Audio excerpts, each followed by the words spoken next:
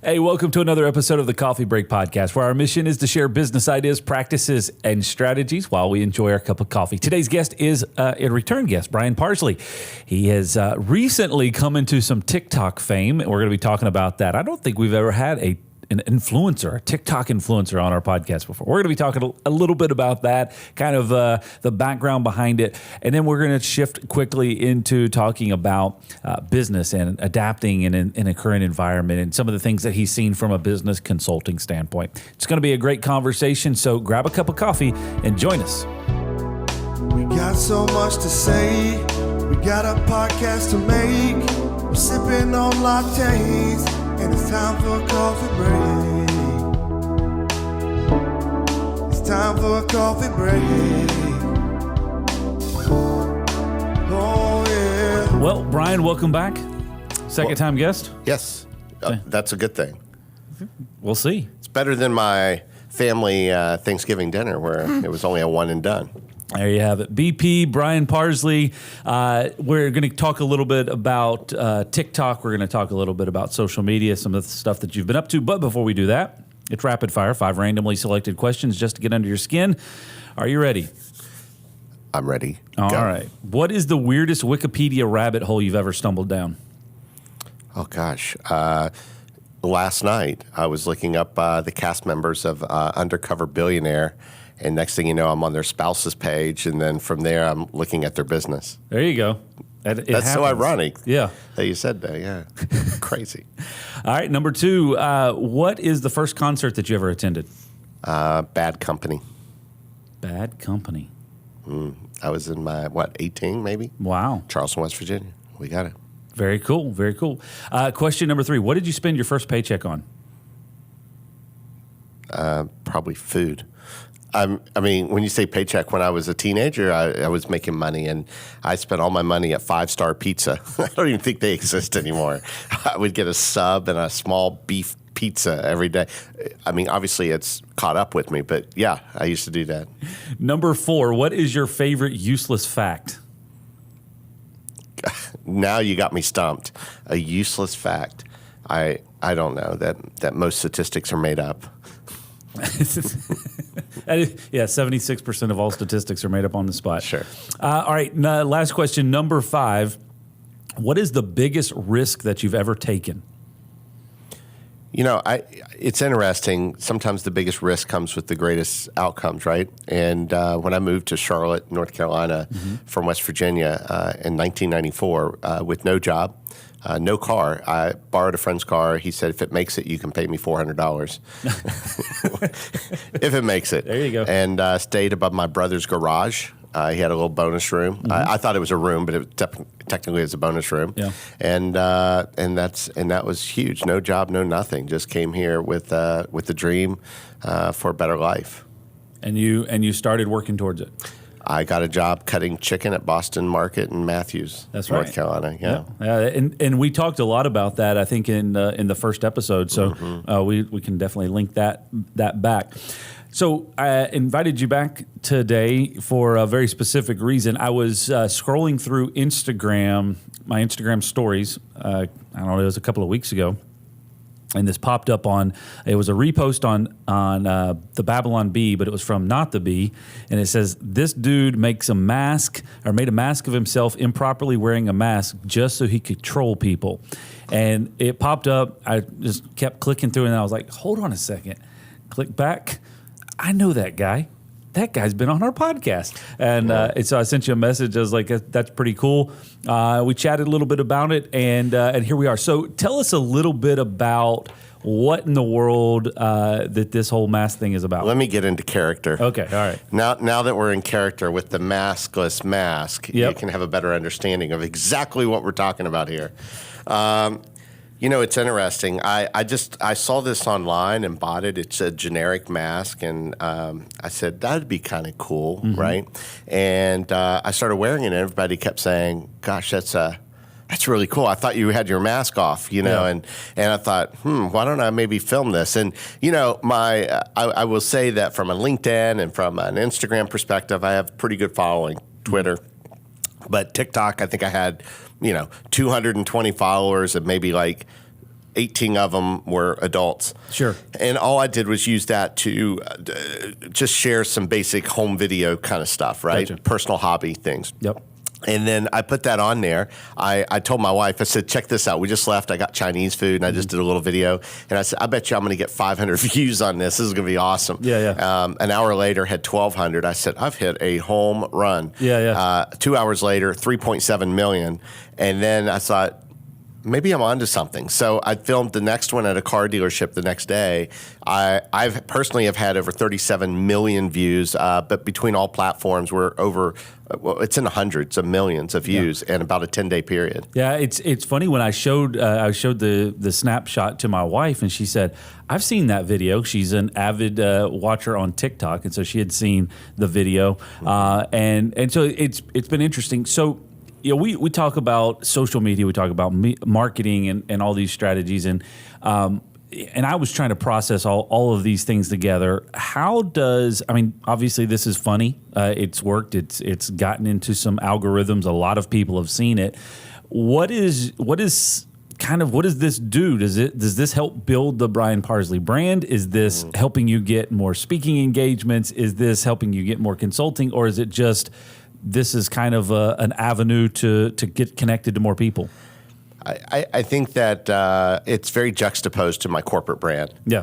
My wife is very concerned about that because now I've become the 50-year-old, 12-year-old that's pranking online all the time.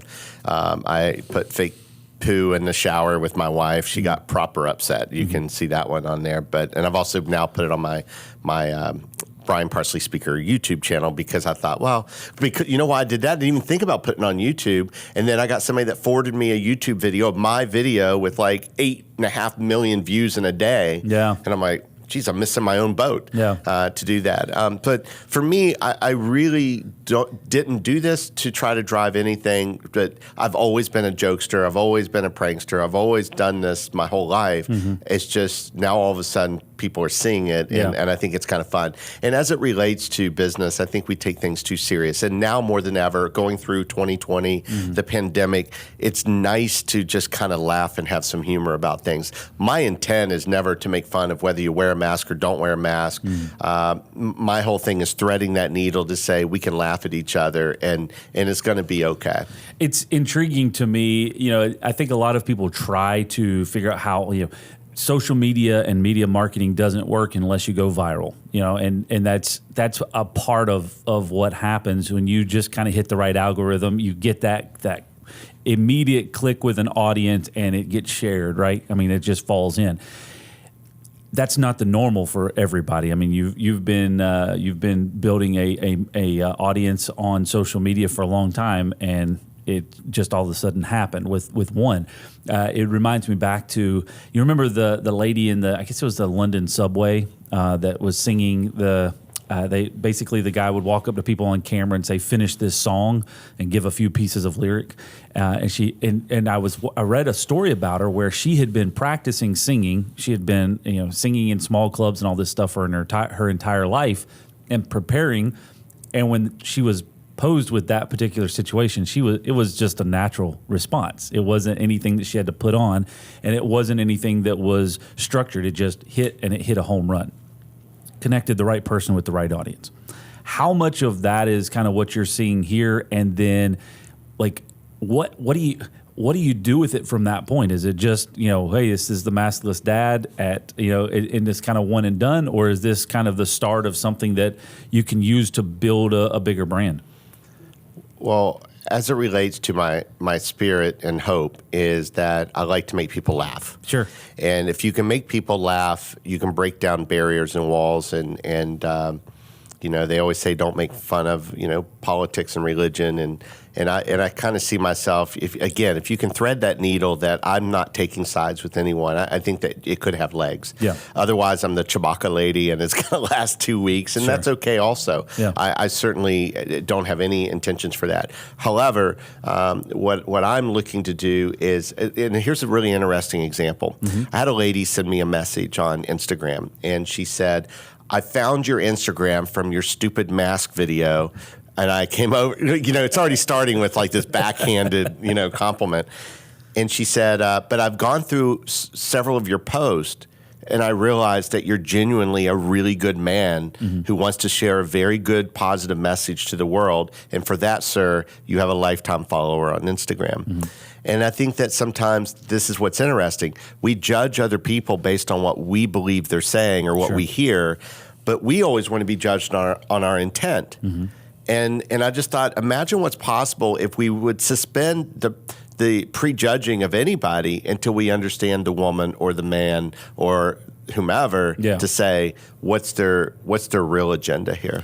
Well, it's especially in the world of social media, everybody can get their message out there. All you have to do is turn the camera around, hit record, and you can get it out there. Maybe it's to 2 people or maybe it's to 2 million.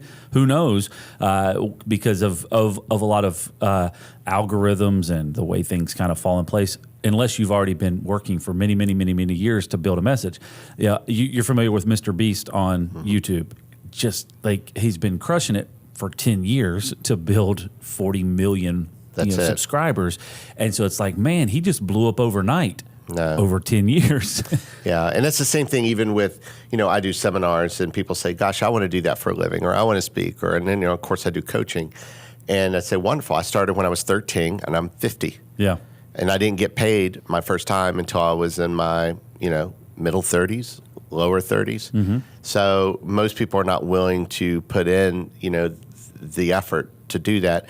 And also I've shifted now look, I'm 50. So for me at this point, I won't say I don't care. Like I'm not going to go to Walmart and fart and not worry about it, right? Like I'm not that, I don't care. But I'm at a point in my life where I want to work with who I want, when I want, where I want. I'm not fearful of not being able to have work. I think that's a mentality thing that people have that holds them down. And I tend to surround myself with people that are better than me in many different ways, morally, financially, professionally.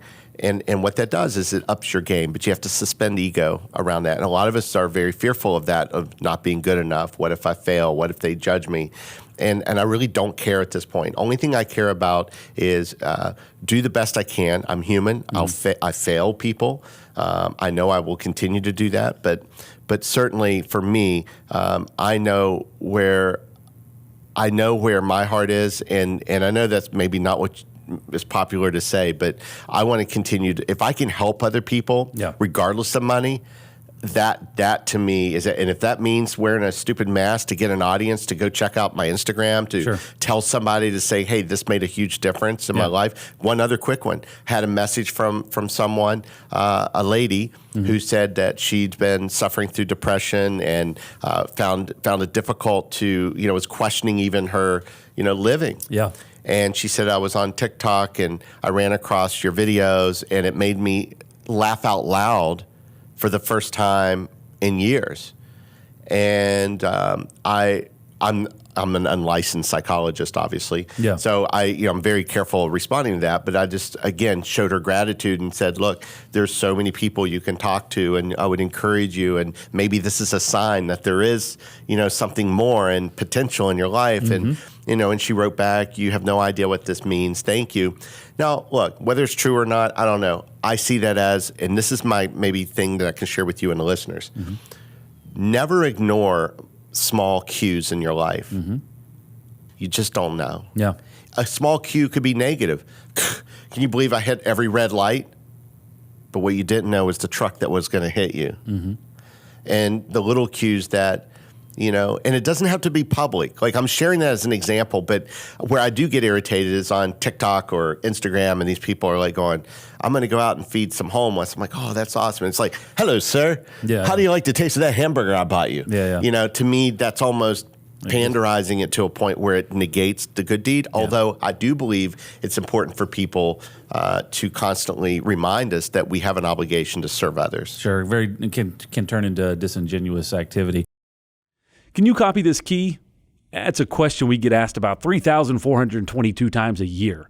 And how can you actually be sure that the person who asked that question is supposed to get a copy of that key? Well, we think you should always know who can copy your keys to your business and your home, because it could be your neighbor, an old employee, a contractor, or even worse, your mother-in-law. At Loc-Doc Security, we believe in protected key systems, so you always know who has a copy of your key. To find out more, visit locdoc.net or stop by our Charlotte location. Loc-Doc Security, helping you protect your people and your property. So outside of the social media and the ability to kind of gain an audience very quickly, because that's fun and exciting, and hopefully it continues to grow and develop and all those things. You've been working your life to build towards a particular career, and it wasn't to become a viral TikTok star, right?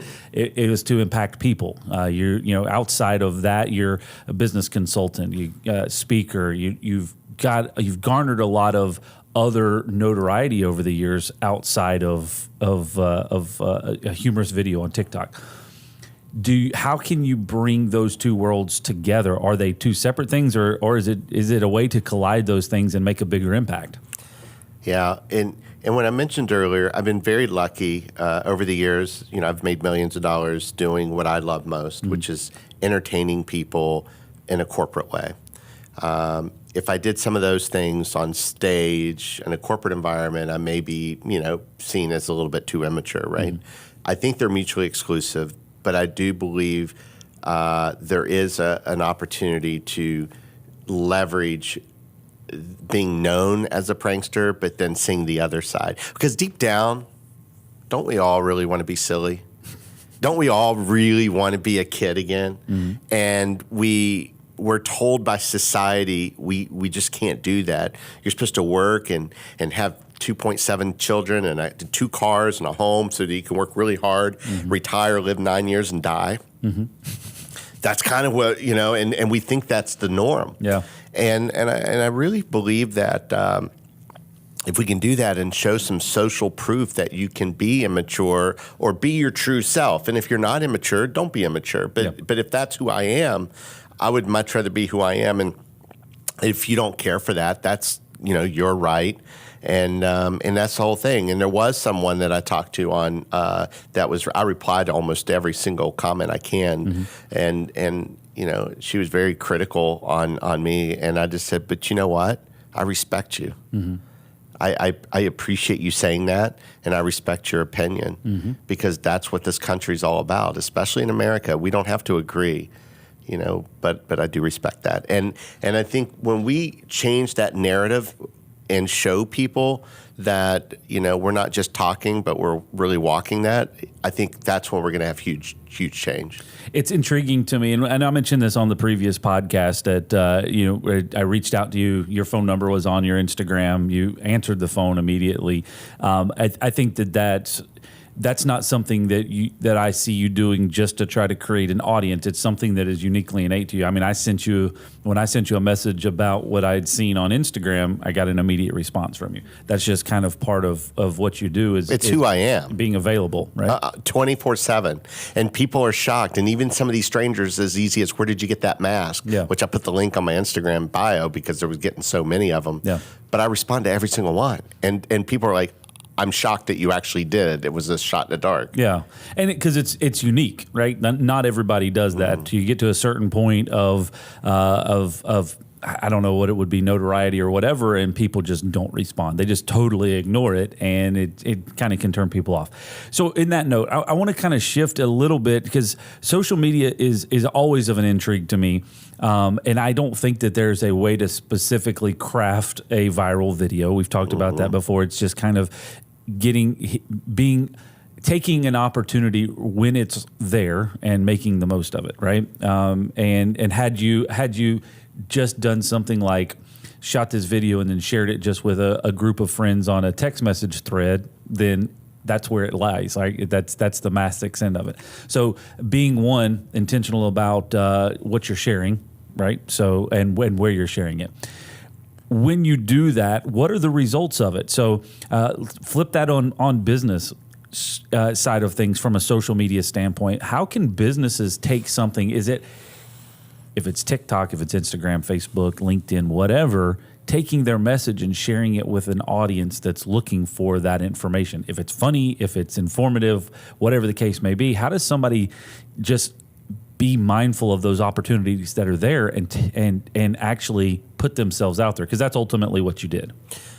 As a TikTok influencer superstar, allow me to share my perspective on that. All right. We put too much emphasis on who's seeing it, how many likes, how many comments. It becomes very obsessive because of the dopamine, okay? Then the opposite to dopamine, you start feeling regretful and shameful when people start criticizing you unnecessarily or unfairly. I think that the most important thing we have to remember, whether it's your Facebook, social media of any type, is share what you know to be true and don't worry about whether or not 10 million people or 10 people see it. Yeah. Because we come from the mindset of saying, I have some Instagram posts that get 6 people see it, Yeah. like it, some 1,000. Yeah. But it only needs one. And I think that's what we forget is just be out there and share it. And if it impacts one person, that's great. And that's one person's life, because, by the way, that one person, you never know who they might know or be or who they are.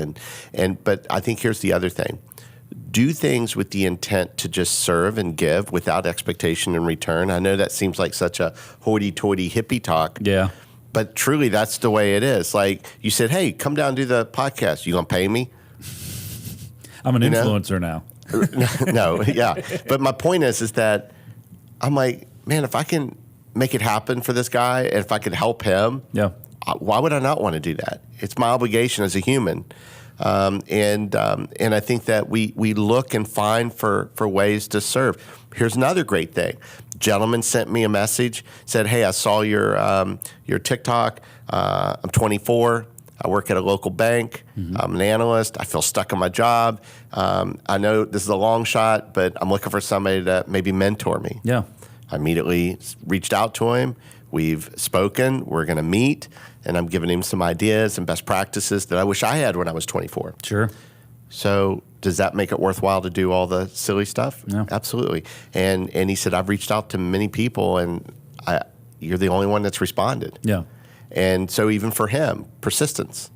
Go for what you want. And when we die, you and me, hopefully a long time from now, we will all have the same amount of money as Steve Jobs. We will. You're going to be that rich when you're dead. So what do we really got to lose? You know, it's all going away anyway. So have fun and take chances, and who knows? Yeah. That's an intriguing way to look at it. Create for one. Many may come, but if you're creating for one and trying to impact one individual, then if that's your goal, then well, here's what happens though. Check this out. It's easy for me to say, don't think about food and you haven't eaten in a week. Don't worry about the money. Money will come, but you need to pay your rent. But at the same time, what I found is I am tofu. And tofu takes on the flavor of whatever it's around. And the more you let money go, the more you attract it. Because don't put importance on those, because it chases away. And it's interesting because when you lose one thing, something better comes. And I was sharing this with my 15-year-old. I said, yes, your boyfriend's amazing and I really like him, and maybe it's soulmates. But what I really want you to do is focus on what are the things about him that you really love, that makes you smile, that makes you happy. Identify the things that maybe are deal breakers so that you can, over time, figure out what that dream person is. And maybe it is him. And for me, I hope so. He's a great guy. But if it's not, let's learn from our journey and not look at things so binary. Yeah. And even in employment, my father worked for Union Carbide for 40 years because his dad worked at Union Carbide for 40 years. And now we have to look at our roles and jobs more around professional athletes. We don't think twice about them trading up to another team. But also I think that there's a new economy out there, a digital economy, and that's going nowhere. It's going to scale more than ever, especially with remote and side gigging and digital opportunities. that is the now, not the future. Yeah. That's an interesting way to look at things. It's being mindful of, I guess, a holistic view rather than just this particular thing that's in front of me right now. Kind of keeping your eyeballs open to other ways that you can connect, other ways that you can find kind of unique opportunities that are out there. Just a reminder, you're listening to the Coffee Break Podcast. Also, we wanted to let you know that our team puts together a weekly blog post. You can find it at locdoc.net/blog. It's guaranteed to raise your IQ by 12 points or your money back. So it's pretty much a win-win. All right, back to the conversation. So on the business side of things, you're in business consulting, keynote speaking. A lot of that's changed this past year with COVID.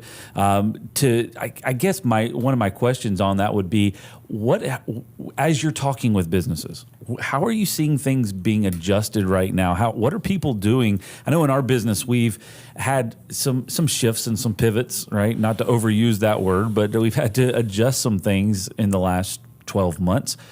How are you seeing that as a whole with a multitude of businesses? Some have gone up dramatically. You know, you've got your Amazons that have done just amazing over the past 12 months, and you have other businesses that have shuttered the doors because they couldn't adapt. What is your take on the kind of the world of business and what this current pandemic has done for that as we move forward? Sure. There are some situations in some businesses that you cannot control. You do not have the ability to crawl out of a hole. If you're a small coffee shop and you're in California and you're not allowed to open, you're screwed. Yeah. And that's going to open up a whole other can of worms to talk about what I believe that the government should or should not be involved in. Unfortunately, in my opinion, printing money is going to have a long-term effect that we're not going to like. It may be okay right now as a stopgap, but printing fake pieces of paper that really don't have value could have some long-term implications above and beyond the debt. A bunch of IOUs, right? A bunch of IOUs. I mean, you consider that, however many, tens and thousands of trillions of dollars that are out there, that's going to be difficult. But with that said, we can only deal with and react to what we have. And I'll give you one example, and I'll tell you what I think the answer is. And this isn't for every company, but for one, I'll do specifically. So one of my clients is a direct sell company called Pure Romance. Been around for almost 30 years. But their whole business model is based on women going to other women's homes, having parties. There you go. You're screwed in a pandemic because there isn't any of that.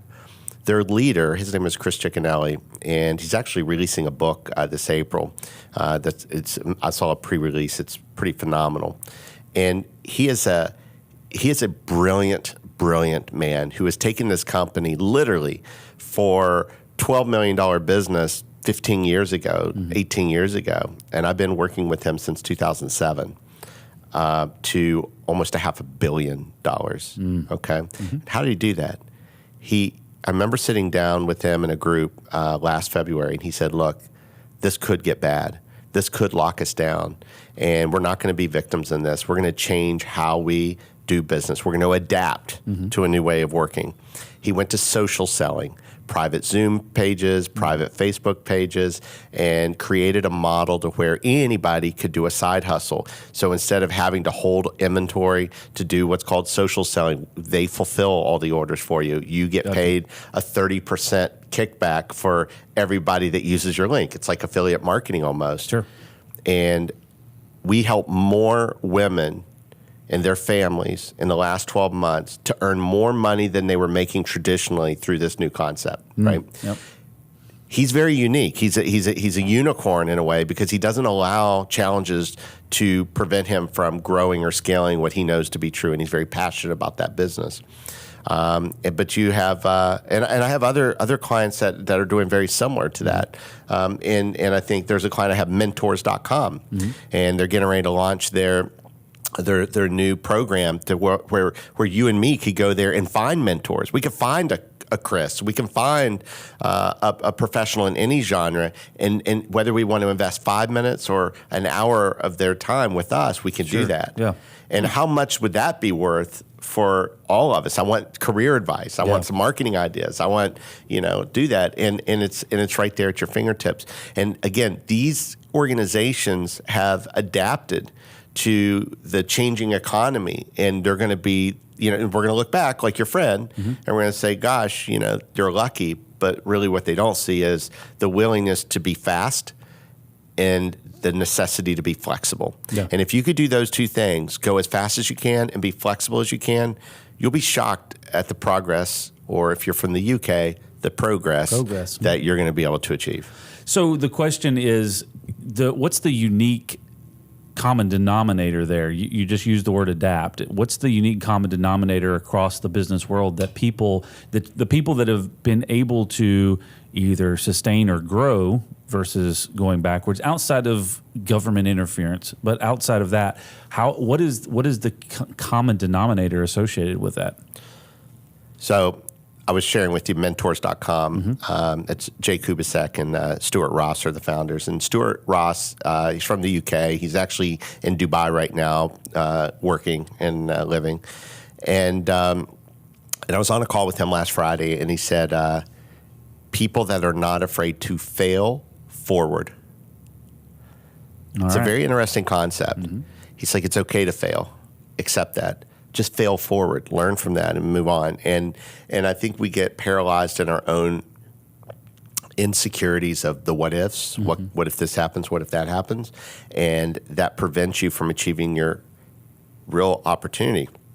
So it's not perfection that you should be chasing. It's potential. And if you look in the mirror and say, I have more potential, then you're not working hard enough. If you look in that mirror at night and you say, I'm exhausted and I've done absolutely everything, win, lose, fail, you did it. Yeah. You succeeded. It's progressing towards that ideal that you want to chase. I was in a workshop a couple of weeks ago, and there was the conversation around kind of failing forward, or the terminology was a little different, but it was around kind of personality assessments and things of that nature, and the fact that about half of the people in the world, they kind of tear it down into 50% are like this, 50% are like this, right? And half of the people in the world are afraid to take risk because of failure, and the other half see failure as a lesson for the next opportunity. And so it's intriguing to me when it comes to that, because failure in a lot of senses is, well, that didn't work, so let's regroup and fix what didn't work and for the next opportunity. And for a lot of people, failure is detrimental, like, oh, I can't do it again. So having a sense of failing forward and learning from the mistakes and not being afraid to try things is potentially easy for you and I to say that, because we're probably more in the mindset of embracing risk for that potential. For those that aren't, that's a bigger stretch for them to do that. But it's not out of the question. It just means that they have to put themselves in a different mindset. So what you're speaking of, there's a psychology term behind it. It's called internal locus of control. Okay. Locus with an L, not an F. But you have external locus of control and you have internal locus of control. And essentially, if you define that, it's I blame outside for success or failure versus taking accountability and moving forward with it. And everybody's unique. I think we all suffer from what if I'm not good enough, or imposter syndrome, or being exposed and those type of things. But at the end of the day, even if you were exposed for your weakness, or maybe I don't know, you smoked something you shouldn't have when you were in college or whatever. At the end of the day, that stuff's not a forever. It's a blip on the radar, and don't get consumed with that. I mean, I'm going to let you down. I know it. I'm human, and you're going to let me down. And as long as I understand that we can move past that, everything goes in. And I know this is really turning into me sounding like I'm at a hot room smoking. I'm trying to think yoga retreat here. It's not. I mean, I think that we all know what we're supposed to do, but we just need someone to encourage us to stay firm and do it on a regular basis. Yeah, I think even such, right, the last year has really been difficult for a lot of people to have that encouragement. You know, you've got a lot of isolation, separation.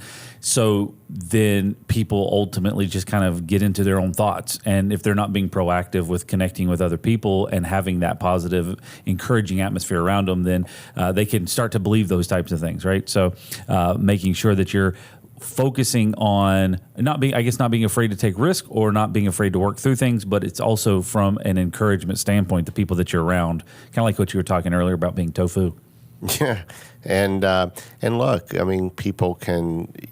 It's just.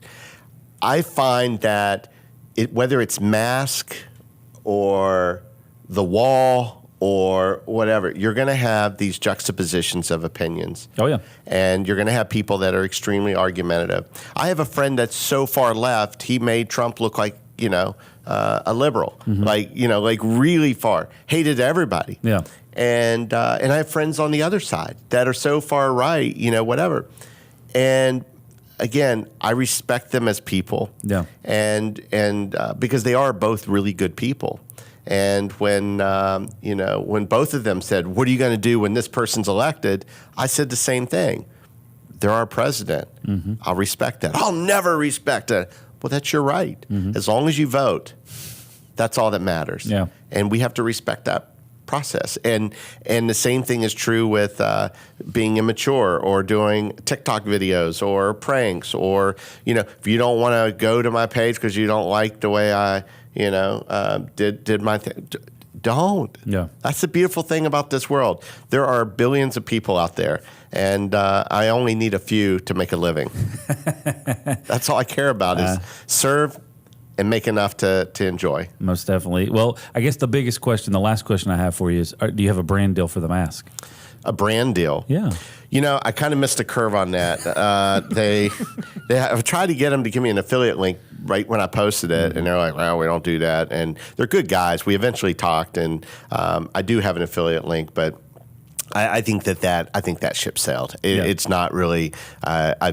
Let's put it this way: I might be able to take you to Starbucks, as long as you don't go grande. I mean, it's not phenomenal. Rolling it in on the brand deal. Very cool. Hey, Brian, thanks again for joining us today. It was a blast, as always, to chat with you. Thanks for coming in today. Hey, if this is your first time watching or listening to the podcast, well, we ask you to subscribe. We've got over 100 episodes that you can check out, all about business ideas, practices, and strategies. And we'll link in the description below the initial podcast that we had. You'll hear a little more about Brian's origin story of how he got started and the path that it took to get to where he is today. Very interesting story. So check that out. And of course, you can find all of our videos on Facebook and YouTube. Just search for Loc-Doc and podcast, and you'll have a list that comes up there. You can scroll through that and check out some of our more popular episodes. Thank you for joining us today, and we'll see you next time right here on the Coffee Break Podcast.